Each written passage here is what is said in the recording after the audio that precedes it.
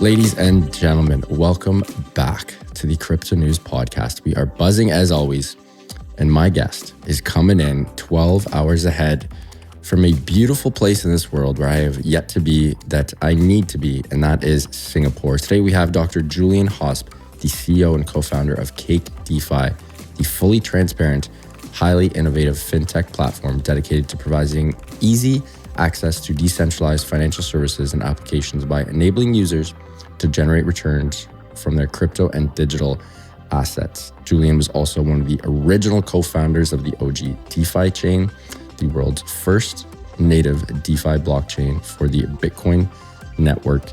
He is a full-on influencer in the crypto space, got 1 million followers over all of his channels, and his beautiful wife just had 2 super cute twins as well. If you haven't seen that pin photo on Twitter, do go check that out. That shit could be on a calendar. He's also a doctor, a whole lot more. He sold millions of dollars on live stream, was a pro athlete, and like I said, medical doctor. Today, he lives in Singapore with his wife and 3 sons. Super pumped to have you on, Julian. Welcome to the show, my friend. Man, it's an honor. Looking forward to having a nice conversation. It's been a while. Pumped to have you on. I know both of our teams worked hard on this to make it happen, and here we are. So super pumped, super pumped. I got to start with the kids. That picture on Twitter is one of the cutest photos I've ever seen in my life. Congrats, twins. What is it like when you and your wife find out that it's not just one baby on the way, it's 2? Like, explain that feeling, because you're in the 0.00001% of people who can actually relate to this. Joy. I mean, I think being a bit nervous, but I have to say, it was pure joy.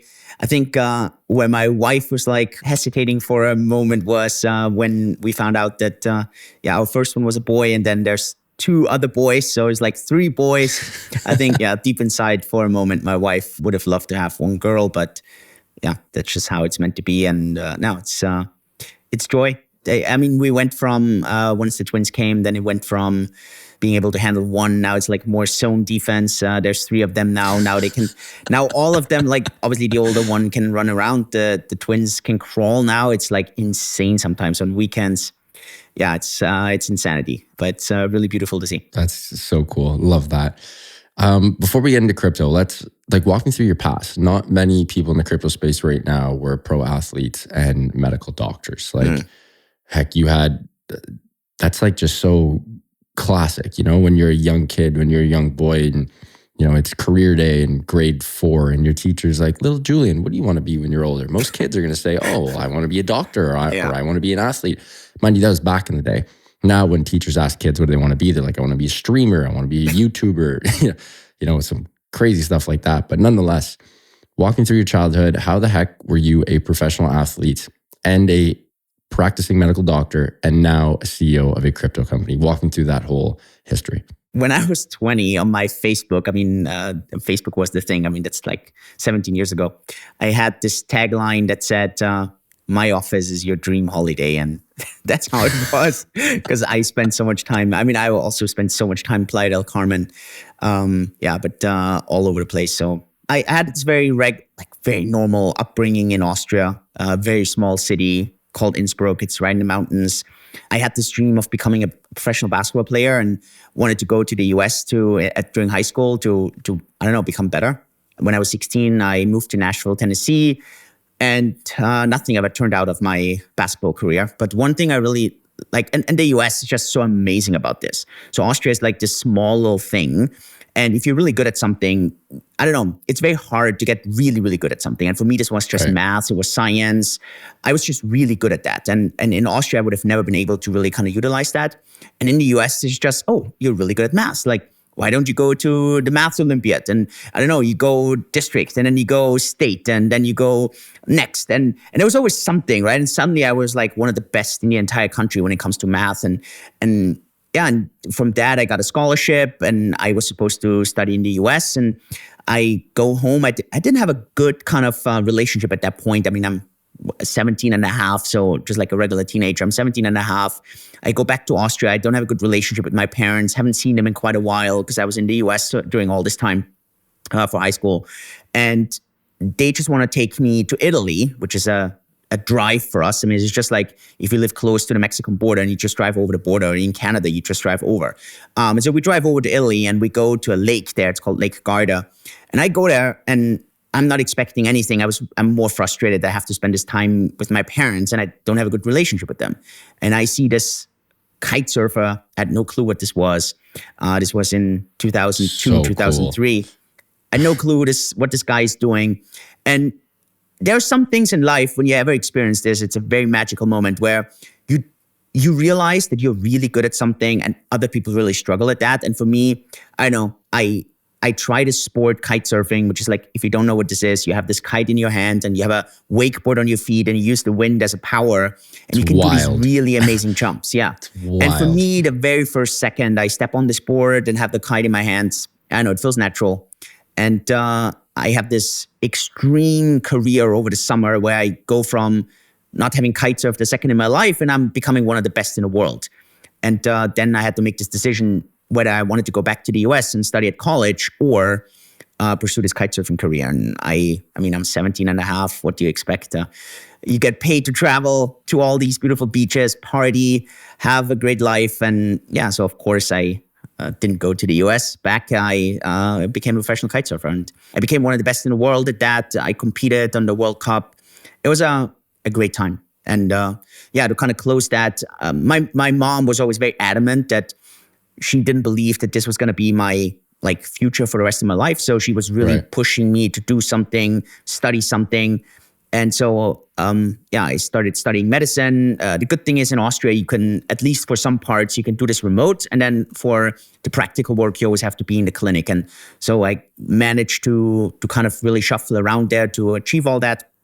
I studied a bit longer, as it took me longer than the regular study time, just because I was traveling so much. And then I graduated in 2011, so it's also a super long time ago now. And that was at the end of my kite surf career as well. And I became a trauma surgeon, or I trained to become a trauma surgeon. I would have had to train another 6 years in the hospital. So I studied for 7 years, and then I would have had to work for 6 years. And a year in, I was just so frustrated. I was missing all this craziness, all the beautiful times I had as a kite surfer, and I was suddenly stuck in this hospital. And so after a year of work, I quit and moved to Asia. And that's how I then stumbled very, very early. I mean, very coincidentally, I stumbled over blockchain, cryptocurrencies, Bitcoin, and got into this space. And it's now almost 10 years ago. So that's been the journey. And originally, I want to add one thing. Originally, I really wanted to build something in this space when it comes to medicine. So I didn't see the financial value as much as I do today with cryptocurrencies. That was my original idea as a medical application. I never really managed to get anything off the ground. And so, that's how then in 2014, I got into the crypto space. Such a cool story. For the folks at home listening, you got to just Google, or not Google, YouTube, TikTok, Insta, whatever, just any type of video platform. Check out what kite surfing is. I've never done it. It looks absolutely bananas.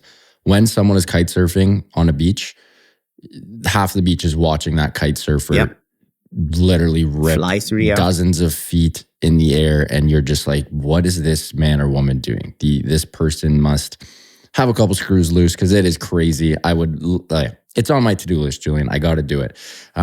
Why the move to Asia? Like, it seemed like you had a pretty darn good life in Europe. You were traveling the world. Did you previously travel Asia or kite surf in Asia? Why the move? I mean, I was a lot in Asia, and the story there is that because I had spent so much time in Austria and I did my high school in the US, I always believe in, if you really want to change stuff in your life, the easiest way to do this is you have to change location, you have to change your environment, you have to change your people, and you have to change your tribe. And I had a really good friend in Hong Kong, so that's why in 2012 I moved actually to Hong Kong. I knew him from kite surfing. He still lives in Hong Kong. He was a banker, or he still is a banker. And he said, look, dude, like, you always have a room to crash, just come over. We had been kite surfing a lot together. So I said, yeah, sure. And then that's how I then got to Asia. Just, I know, I felt like this was the new frontier. And I still think it is. Today, I'm not sure if it's Hong Kong. That's why I moved to Singapore then in 2015, 2016. So a couple of years after that. But I still think Asia really it still has that hunger, and it still has that, like, I think what a lot of countries, especially in the West, had probably a couple decades ago, Asia has right now. And yeah, that's why I actually really love it here. And I came for something else. Like I came just really for the adventure, but then I stayed because I really saw the potential of everything.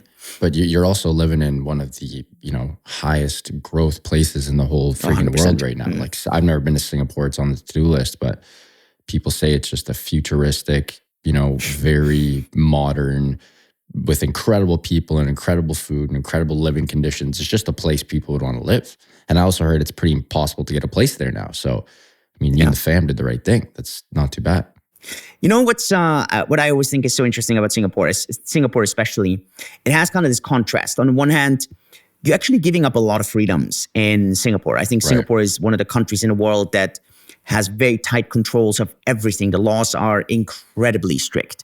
The surveillance is extremely tight here, right? So it's quite interesting to kind of see that. But then on the other hand, Singapore is economically extremely open.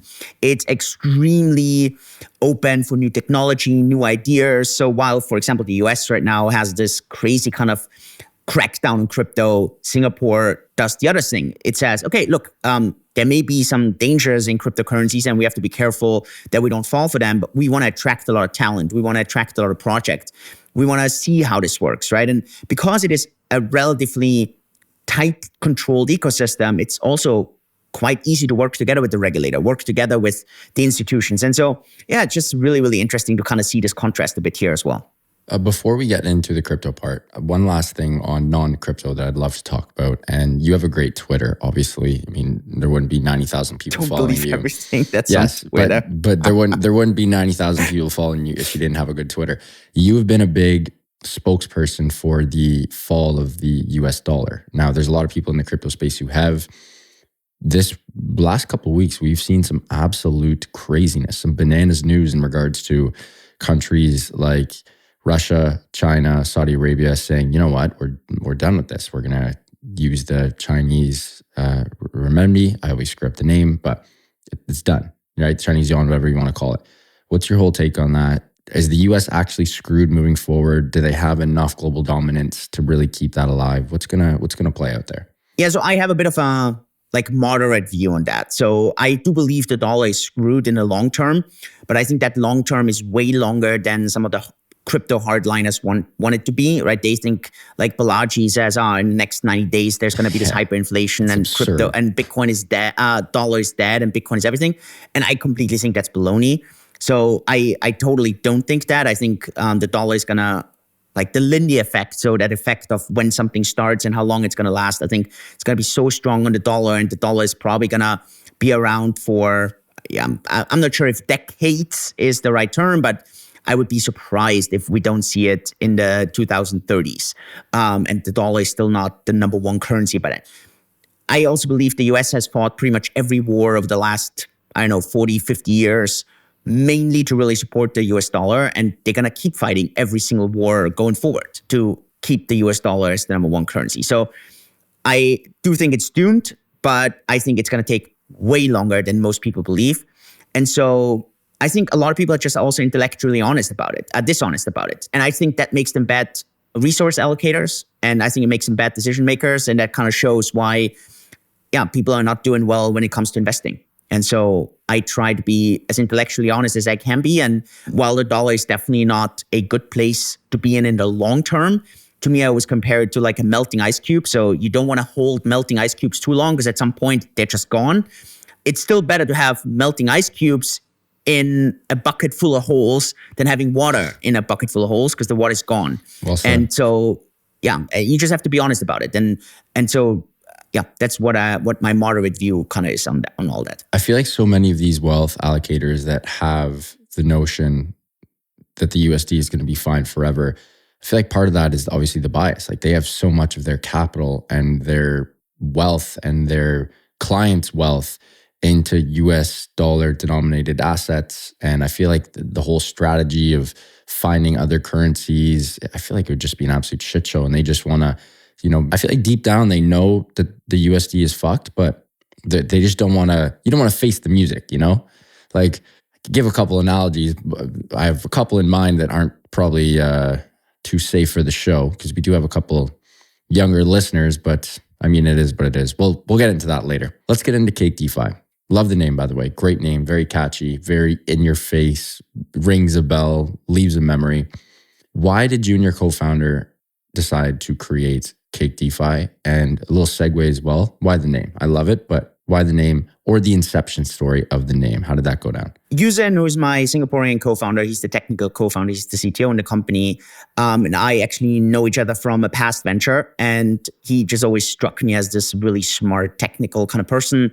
And I think I am that great business marketing counterpart to that. So I think that's where we really are extremely well matched when it comes to any kind of business. Both of us, I mean, he got into crypto even earlier than me. He has been in crypto since 2010, so even earlier than me. But both of us have just been really fortunate and really lucky in making money in crypto.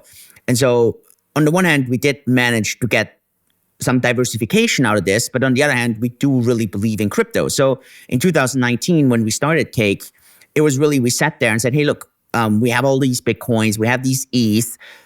Wouldn't it be awesome to just like in real estate, right? Where you get cash flow on those things. And it was just really early at those, like during that time, it was so difficult to do any kind of cash flow. DeFi on Ethereum just started. Maker was basically just starting.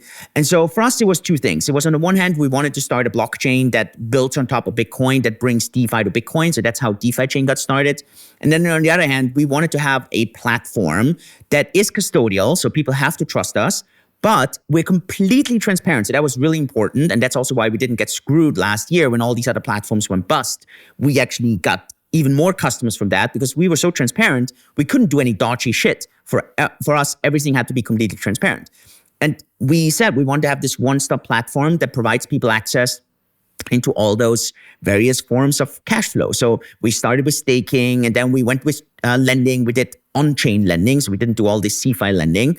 We got into liquidity mining. We got into decentralized tokenization, providing decentralized stable coins and so on, so people could provide liquidity for all that.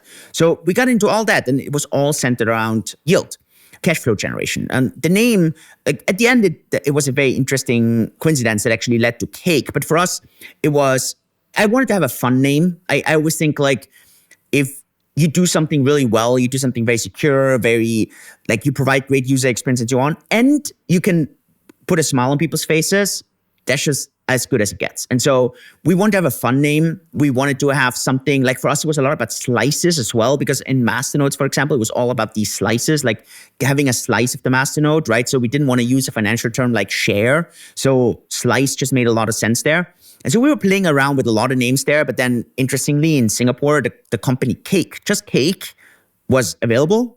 So that's why we then settled with Cake and DeFi, because it was a one-stop into DeFi. Now, to be fair, today, I wouldn't add the DeFi anymore. And we're actually looking into dropping the DeFi just because I think today, Stigma, if people hear Cake DeFi, they kind of, they think it's actually DeFi, right? Where it's C DeFi. But in 2019, I mean, DeFi didn't even, like that concept wasn't even there. So that's how that name came, and that's how we started that 4 years ago. And the part that really, really intrigues me is the Bitcoin, right? Is the fact that you guys wanted to start Bitcoin DeFi, which is, you still hear that. Like Julian, every year for the last 4 years, we've been hearing like, oh, this is the year. Someone's finally going to crack the code. And that was back in 2019, then 2020, COVID, boom, someone's going to crack the code. Then, you know, ETH comes along. Nah, actually DeFi is going to run through ETH. Are we ever going to see it? Man, you know, I don't know how often you and I sit there and have lunch or dinner, like dinner, not really, but like lunch mostly or breakfast. And we just discuss and talk, and we're like, hey, you know, maybe we, I don't know, should have done something around EVM, or should have done something with Ethereum or something, and not with Bitcoin. I don't know. To me, it reminds me a bit of VR, which is like, it's always next year. It's always like just a year away when VR is going to have its breakthrough. I think the same is with DeFi on Bitcoin. I'm still super confident that we're going to see this DeFi on Bitcoin. The question is just, are we going to see it this year? We're going to see it next year. The big thing that most Bitcoin fanatics are not going to be willing to actually admit, without CeFi, Bitcoin almost becomes unusable, because very true. Bitcoin has no ability to function without centralized counterparties.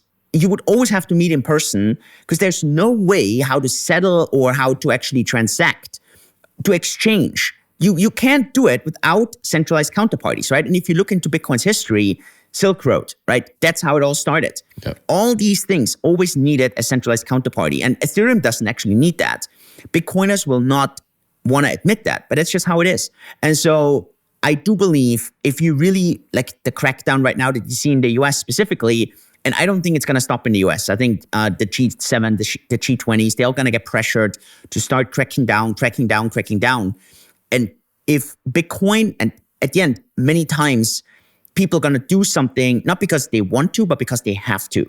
And I think Bitcoin is going to have to open up to DeFi, not because they want to, but because they're going to have to. Because Ethereum is just going to get so far ahead with their DeFi abilities, with the trading abilities, lending, all decentralized exchanges.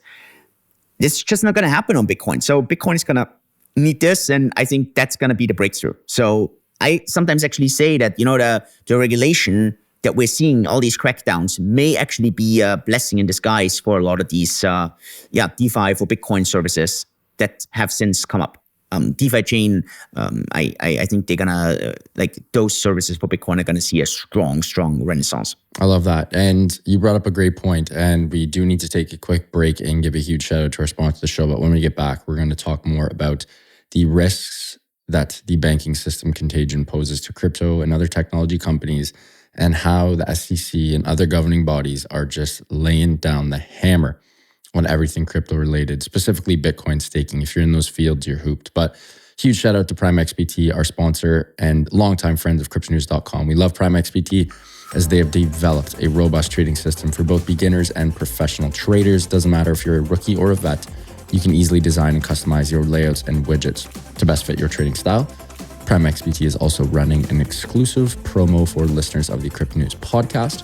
After making your first deposit, 50% of that first deposit will be credited to your account as a bonus that can be used as additional collateral to open positions. The promo code is CryptoNews50. That's CryptoNews50, all one word, to receive 50% of your deposit credited to your trading account. Again, that is CryptoNews50, all one word, to receive 50% of your deposit credited to your trading account. And now back to the show with Julian.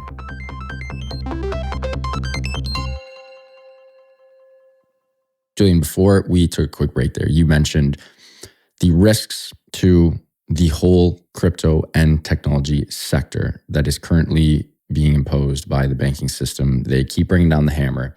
Not only are they really just putting a wrench in everything with the absurd amount of inflation, but they can't get their stuff together. And now they're coming down on all of us crypto folks as well. You finally saw a lot of Bitcoin narratives pop up. I'm not a news guy. I don't watch any news. I don't watch Fox. I don't watch CNN. I don't watch any of the Canadian shit either. But I do see the clips on social. And you would see people like Balaji getting a spot on, CNBC or the Money Network or whatever you want to call it. They would have him on every single time there's some US dollar contagion, just like what we saw with Silicon Valley Bank. It's an absolute shit show right now. What does the next 6 to 12 months look like? How is this going to impact Bitcoin? You also have a very good take on the future of stablecoins. Give me your sort of outlook over the next 6 to 12 and moving forward months. We're just going to see more, and even I think an extreme version of what we have seen, especially over March. March specifically, because January, February wasn't even that much, but really specifically March. I think we're going to see more platforms, more firms really getting the hammer. To me, it's very telling that the CFTC goes after Binance and not the SEC, because the CFTC just has way more power when it comes to that. I wouldn't be surprised at all if there's going to be some criminal procedures as well going after CC. I would assume that the SEC goes after BNB. So these are just things that we're going to see more and more. I think anything that has done an ICO in the past, 2 or 3 years, probably even all the way back till 2017, anything that has done an ICO where there's anyone to kind of grab is listed on some platform that serves US customers. I wouldn't be surprised. They simply go by market cap and just target one after the other, after the other, after the other. Yeah. So it's just going to be more and more and more of the same. At the end, what this is going to mean over the next 6 to 12 months, I think those platforms that have played it conservatively, that have really kind of tried to do it well, I think they're going to definitely survive. They're going to have a way stronger kind of form. I think those platforms that have not done ICOs, that have a very decentralized playbook, I think they're also going to do extremely well because they're going to be on the other end of the spectrum. Yeah. And in my understanding and in my prediction, decentralized protocols, like even if you try to regulate them, I mean, it's just almost impossible. So I think the SEC or the CFTC, especially in this case, the SEC is going to understand that. And I think anything that you believe right now is still safe, it's going to keep going, it's going to keep going, it's going to keep going. And even though, for example, I mean, and that's just obviously a really crazy thought, even though, for example, owning Bitcoin could never be made illegal by itself because all you're doing is basically memorizing 24 words, just kind of talking about it. And the regulator could talk about it. I mean, you hear this right now in the US on political sides. Just talking about these things is going to scare people and it's going to put pressure on everything. So yeah, this entire Operation Choke Point, I think it's real. I think we're going to see more of that. And at the end, the industry is going to survive. It's going to make it, but it's going to look a bit different than it does right now. You also think that, I love this hot take of yours, but you think that CZ and Binance are just sort of artificially pumping the market. I'd love if you could dive into that a little bit. So I've been very vocal about this since mid-December. I've been vocal about it probably since end of January, that there's something iffy going on with BUSD. Now, I want to be very clear here. So full disclaimer, obviously, as you mentioned, I'm the CEO of a crypto platform. We are not a direct competitor of Binance, but obviously, I mean, there are always parts where we do have some competition. So obviously, I have a conflict of interest here. Take everything I say here with a grain of salt. I just want to be very transparent and fair about this. Neither myself nor the company has any meaningful exposure either to BNB, Binance, or BUSD. So just like really, I want to get this out of the way. Let me just show, or let me tell you a few of the facts, and you can check this yourself, right? Binance, in the middle of December, and you can check out these news reports, comes out and says, we're going to reduce all trading fees of BUSD to Bitcoin, to ETH, and to BNB to zero, plus any stablecoin that gets deposited to our platform will be one-for-one converted to BUSD. And you can just do this without any fees. What would you expect would happen to the BUSD market cap in such a case? If trading fees go to zero, so you would expect everyone deposits their Bitcoin, ETH, BNB starts trading against BUSD. There's no trading fees. No one's using it, yeah. Plus, you can convert all the stable coins, USDT, USDC, USDP, at no charge, one-for-one for BUSD. The thing that you would expect is, man, BUSD market cap from that news must be consistently increasing because more and more people would get into BUSD. And the exact opposite happens. The exact opposite. You can check this out from mid to end December. The BUSD market cap keeps not only going down, it crashes. It goes from like 25 billion in like a super short time frame to like 20 billion and then to like 15 billion. And right now it's sitting at like 7 or 8 billion. Now, what we obviously know is that in February, Paxos was informed by the SEC that they have to stop issuing BUSD. And from that, obviously, it makes a lot of sense that since then, the BUSD market cap drops even more. But so now comes obviously a bit of the rumor mill here, now a bit the understanding. So if I reflect on my own company, all our profit is spread in three forms. Either we have dollars, we actually have dollars, we don't do stable coins, so we actually have dollars. We have Bitcoin and we have ETH. So that's how our treasury is managed, right? So when we make money, this is how we store our money. I would not be surprised that Binance doesn't do this similar.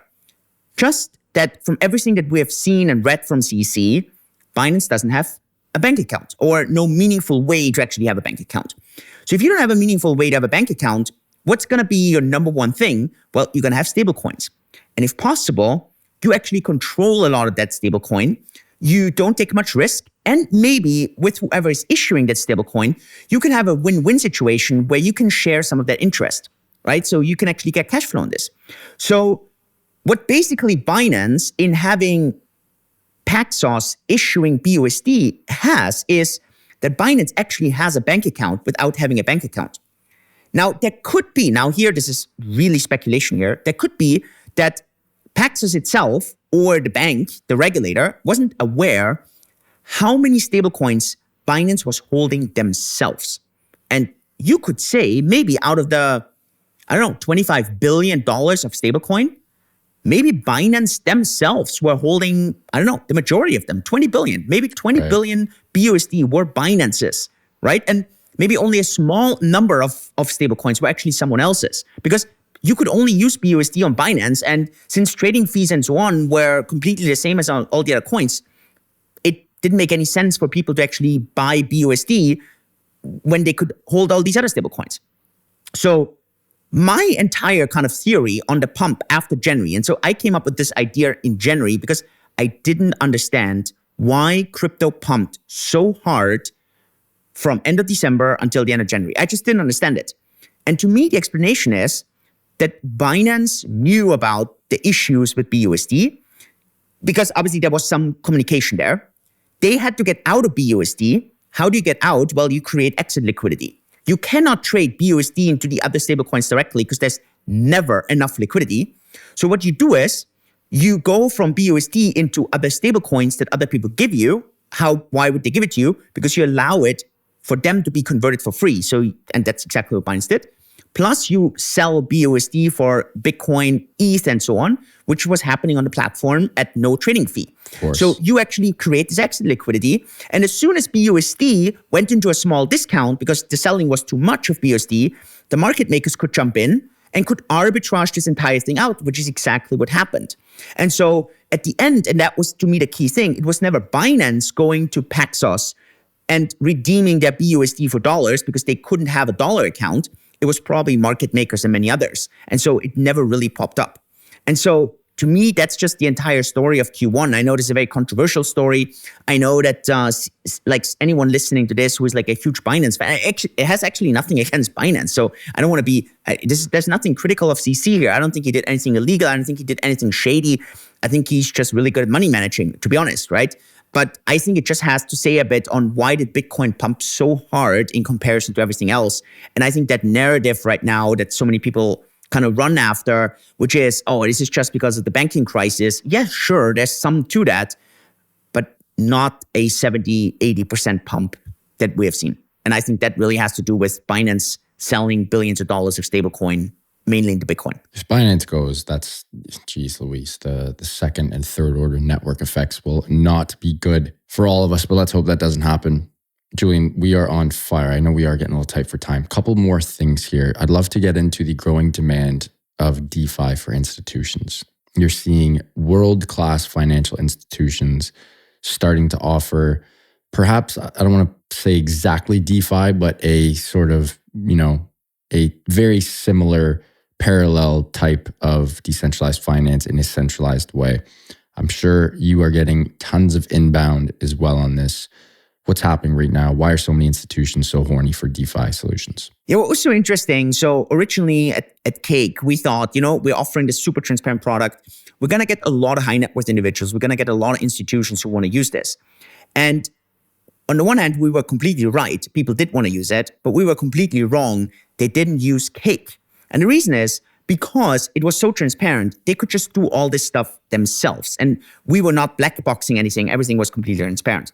So the lesson here was that we had to give institutions something that was basically a plug and play solution where they could keep the private keys, but they could get access into this entire crazy world of DeFi. And at the end, that's how last year we started our enterprise arm, where people could come and institutions could come and basically have a copy-paste version that we have a Cake for retail and here it's for enterprise. To me, why is that? Where's this coming from? Well, obviously, any investor, be it small or large, wants to have great yield, wants to have great returns. And yes, I know that crypto as a whole, but DeFi also over the last year didn't do so well. But I think many people understand that this could change, right? And maybe we're not going to see a straight line up, but we can see good returns. And I mean, crypto has outperformed pretty much any other sector this year so far. And people are obviously hoping that this could continue. And so I think that's where we're seeing massive, massive interest. And with the crackdown, a lot of institutions are just worried on who they use, what they use. They tend to be very cautious with US firms right now. A lot of their custody providers are US firms. So companies get really, really cautious on this. And so they're looking for alternatives. last story we got to go over, and this is one of the most electric stories I've ever heard of. Candidly, I didn't get to see this. I wish I did.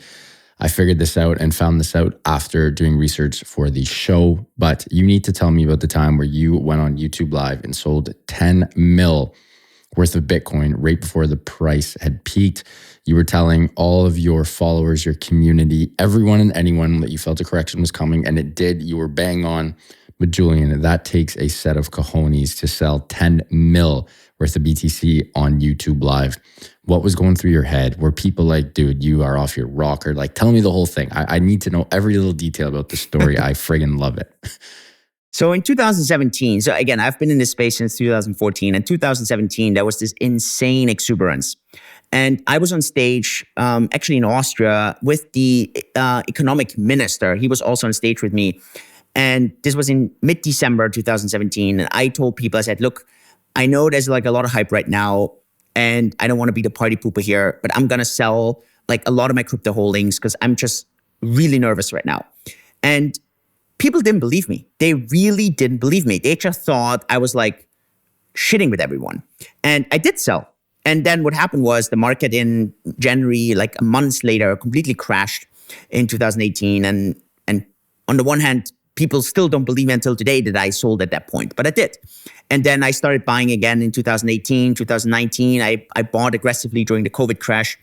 And actually in March 2021, so about 2 years ago, I actually told people that I really think there is a top right now and that I'm shifting my assets into Bitcoin because I actually think Bitcoin is going to do well. And while I was completely right that this was the top, I completely misjudged how important stablecoins had become. And basically Bitcoin just collapsed like any other coin. And so I was like, crap, this time I really missed the top. I really missed it. And so I was like really, really frustrated with myself. And so I was like, okay, this is now we just need to stick it through. It's probably going to take until 2025 or something until we're doing well again. And then there was this entire, to me, completely unexpected hype in October, November of 2021. A lot of it obviously with the Bitcoin futures. And I didn't understand this entire hype around the Bitcoin futures because to me, there was zero value added. Then people were talking about a grayscale Bitcoin future, a grayscale ETF. And so I said, like if this grayscale ETF actually gets converted, this is super bearish for the Bitcoin price. People just don't understand it. These Bitcoins are already sold. If this ETF happens, they actually get on the market and Bitcoin crashes probably by 40%, like what the actual discount is right now. So I said, this is so bearish. Like, I don't even understand why people are so bullish, right? And I'm just someone who's intellectually honest about these things. And I'm not this person who just kind of creates these fake kind of stories. So again, I have just been incredibly lucky with getting into Bitcoin and making tons of money in Bitcoin. So, I mean, there were times I had over 2,000 Bitcoins. I mean, you have to put this back, right? At a time when you could buy this, this was like not that much money, right? So we're talking about $100,000 and people like, sure, I mean, $100,000 is a lot of money, right? But it's like totally different money than 2,000 Bitcoins today, of course. Money. So I had this like really insane amount of Bitcoins and I wanted to tell people, say, look, I don't know if crypto is going to crash. I really don't know. However, I just don't understand why there's this hype right now. I just don't get it. Like, where's this coming from? Like a Bitcoin futures ETF, how is there any value in this?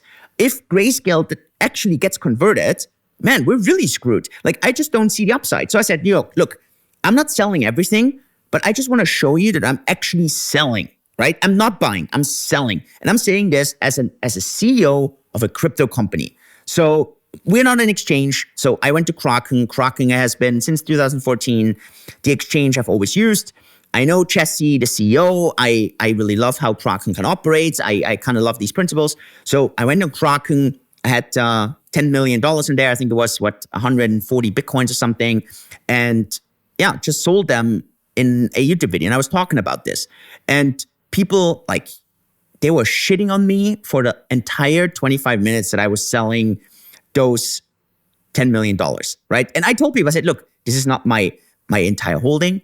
I may sell even more going down the line.